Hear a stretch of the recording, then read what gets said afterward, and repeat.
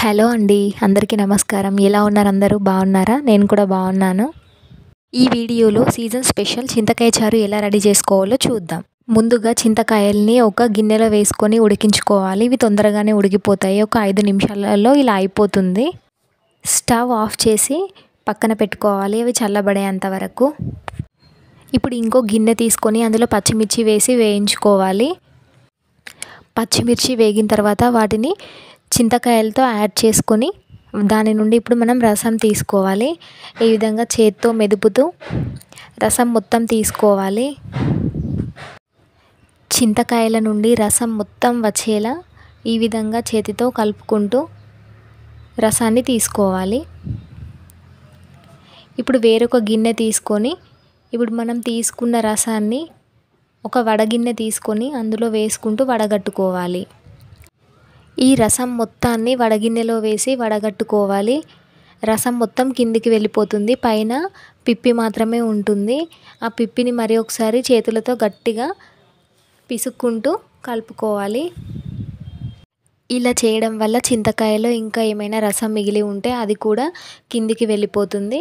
ఇప్పుడు మొత్తం పిప్పి ఉంటుంది కదా, అది మొత్తం తీసి పక్కన పడేయాలి.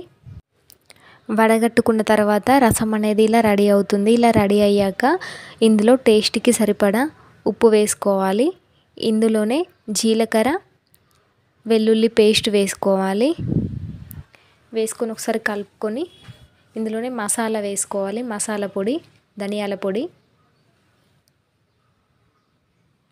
ఆనియన్స్ కూడా వేసుకోవాలి.